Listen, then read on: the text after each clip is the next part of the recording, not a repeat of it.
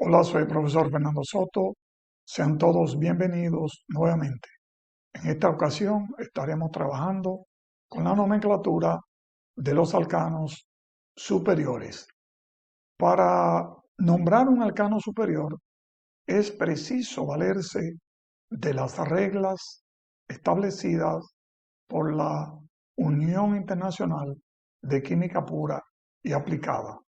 Antes de entrar en detalle con cada una de estas reglas IUPAC, es conveniente eh, observar lo que son los grupos alquilos. El siguiente cuadro muestra los grupos alquilos más comunes, los que frecuentemente vamos a encontrar en cualquier estructura orgánica. Un grupo alquilo no es más que la sustracción mental de un hidrógeno a un alcano. Así se define. En esta estructura se pueden observar los nombres de cada uno de estos grupos alquilos y cómo lucen cuando se ramifican desde una cadena principal. El primero de ellos es el metil o metilo, que se deriva del metano. Otro es el etil o etilo, que se deriva del etano. El propano, por su parte, genera dos grupos alquilos, el N-propil y el isopropil. El butano genera cuatro grupos alquilos, el N-butil, el sec-butil, el ter-butil y el isobutil. Estos grupos alquilos hay que tenerlos pendientes porque son los que frecuentemente vamos a encontrar en cualquier estructura orgánica. La primera regla de la IUPAC establece que debemos elegir y nombrar la cadena más larga de átomos de carbono continuo. Esta cadena se llama cadena principal y de la cual va a depender el nombre final del compuesto. Importante resaltar que si hay más de una opción al elegir la cadena principal, se debe escoger siempre la más ramificada. Si tenemos una estructura como esta, de aquí podemos agotar todas las opciones que sean necesarias hasta conseguir la cadena de átomos de carbono más larga. Veamos este ejercicio. Vamos a elegir todas las cadenas que sean posibles, comenzando desde la izquierda hacia la derecha. Esta es una primera opción. Contiene 6 átomos de carbono. Tenemos que seguir buscando más opciones hasta encontrar las más largas. Una segunda opción, siempre en este caso de izquierda a derecha, sería esta, con 6 átomos de carbono también. Y una tercera opción de izquierda a derecha es esta, la cadena lineal, contiene 7 átomos de carbono. Ya estamos viendo que la cadena lineal de izquierda a derecha es la más larga con 7 átomos de carbono. Veamos ahora el ejercicio seleccionando cadenas de derecha a izquierda. La primera opción es esta, con 4 átomos de carbono. Una segunda opción sería esta, con 6 átomos de carbono.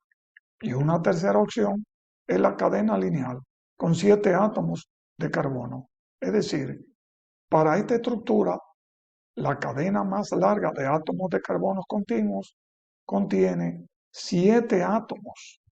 Por lo tanto, podemos señalizarla de esta manera y como la cadena tiene 7 átomos de carbono, el alcano que contiene esa cantidad de carbono es el heptano. La segunda regla IUPAC establece que hay que numerar los átomos de la cadena principal, comenzando por el extremo más próximo a la primera ramificación. Esta es nuestra cadena principal.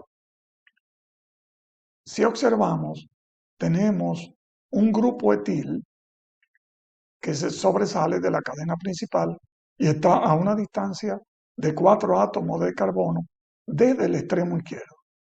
Por el otro lado está el grupo metil, que está a una distancia de 3 átomos de carbono desde el extremo derecho.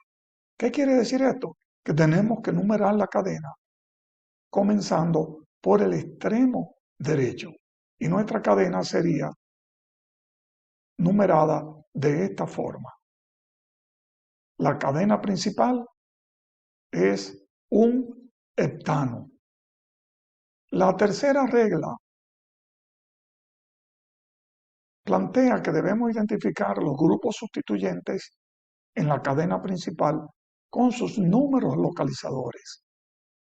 En este caso, tenemos que en el carbono 3 hay un grupo metil y en el carbono 4 hay un grupo etil.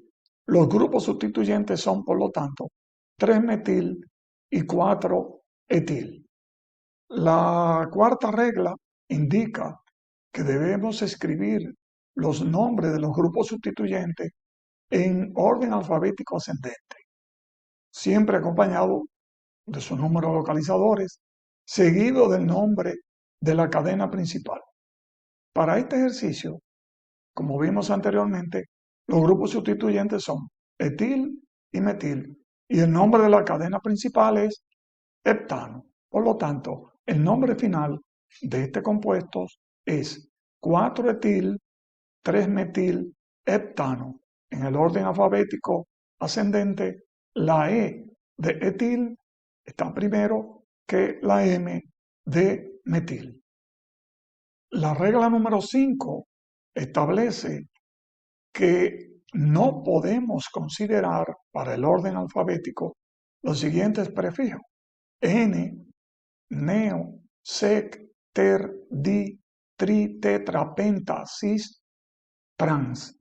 Pero sí se debe considerar la letra I del prefijo iso, porque este forma parte del nombre completo donde se encuentra. Veamos esta estructura. Esta es la cadena principal y tenemos aquí dos grupos metil y tenemos además un grupo isopropil. El nombre de esta estructura es 4-isopropil 2,6 dimetil heptano. Como se puede observar, se tomó en cuenta la letra I del prefijo iso para el orden alfabético ascendente. La regla número 6 plantea que cuando un grupo sustituyente se repite en una estructura, se combina entonces con uno de los prefijos griegos de cantidad para indicar cuántos de estos grupos están presentes, separando siempre con una coma sus números localizadores. Veamos la siguiente estructura. La cadena principal, indicada en la franja amarilla, se numera de izquierda a derecha. Observamos que en el carbono 2 hay un grupo metil y en el carbono 3 también hay un grupo metil. Es decir, que el grupo metil se repite 2 veces. Por lo tanto, se numera de esta manera. Y el nombre final de este compuesto es 2,3 dimetil hexano. La regla número 7 establece que cuando se obtienen los mismos números al numerar la cadena por ambos extremos, entonces hay que tomar en cuenta el orden alfabético ascendente de los grupos sustituyentes, de manera que al primer grupo le corresponda el carbono con la numeración más baja. En esta estructura tenemos un grupo metil desde el extremo izquierdo a una distancia de 3 átomos de carbono. Y desde el extremo derecho hay un grupo etil que está también a la misma distancia de 3 átomos de carbono. Por lo tanto, esta estructura, esta cadena principal, hay que numerarla desde el extremo derecho. Y de esa manera le va a corresponder al primer grupo sustituyente el carbono más bajo, para nombrar de manera correcta esta estructura como 3-etil, 4-metil hexano. La regla número 8 establece que se debe procurar siempre la serie de números localizadores menor posible. En esta estructura, cuando Seleccionamos la cadena principal al numerarla y nombrar finalmente el compuesto, se obtiene esta serie de números: 2,2,4 trimetilpentano. Esa es la forma correcta.